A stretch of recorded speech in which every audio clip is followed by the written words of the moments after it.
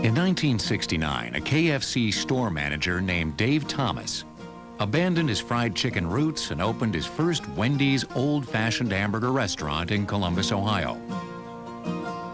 A year later, a second Wendy's went up in Columbus. It was typical freestanding fast food architecture with one major difference, something called a pickup window. It had been introduced as an experiment to bolster dining room sales, but busy drivers discovered its higher virtue.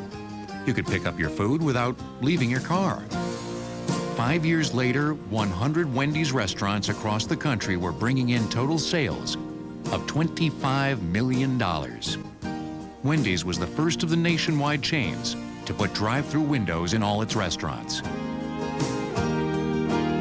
The idea wasn't exactly new. The first drive-through window takes us back to the birthplace of the drive-in restaurant itself, the Texas Pig Stand. By 1931, the pig stands had spread to California. Pig Stand 21 boasted the first drive-through service. The first drive-through window that we created was an experiment. It was very, I guess, in a primitive form. There was a big sign in front of the little stand that said drive-through.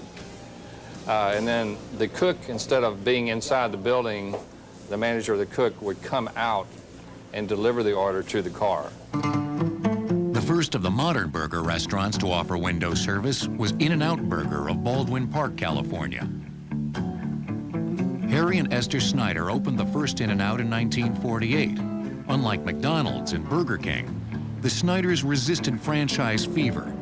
And to this day, In-N-Out remains a family-owned company, with restaurants in California, Nevada, and Arizona. McDonald's resisted the drive-through concept until a store manager in Arizona took matters into his own hands. The first drive-through at McDonald's was started in 1975 in Sierra Vista, Arizona. One of our franchisees there saw that he had a huge opportunity in being able to serve the military folks there because they were unable to come into his restaurant in uniform. So what he did in order to capitalize on that opportunity, he blew a wall out of his building and made it the first drive-through in the McDonald's system. That same year, Burger King offered drive-through service. And from that moment on, the battle of the windows was joined. It totally surprised them. Within 10 years, virtually all of McDonald's restaurants had drive-through windows. The demand for drive-through service challenged the fast food industry to rethink and retool its operations from the ground up. Ready Access Pass-Through Window Systems of West Chicago, Illinois, was one of the first manufacturers of drive-through windows. We went to our first convention in 1979. We took the window to market, and people would come by and say, well, what is that for? And we tell them, it's a drive-through window. And they'd look at it and say, it must be a miniature model, because how can you drive a car through that? You know, so that was in 1979, and hardly anybody knew what drive-through was. The first windows were simple sliding panes set in aluminum frames. They were usually constructed by glazing contractors. Then, actual drive-through window makers like Ready Access and Quick Serve Incorporated got into the act.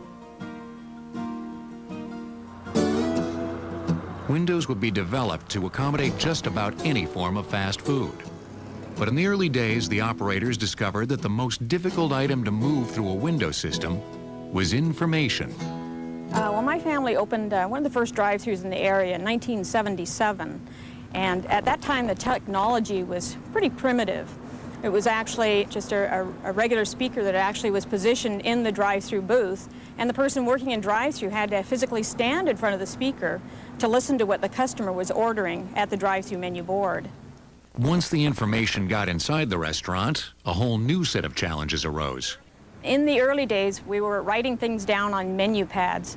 Initially, it was a blank piece of paper, and then at one point we moved to having all of the menu items written on that pad, and we could just jot down how many of each item, and then physically add it up.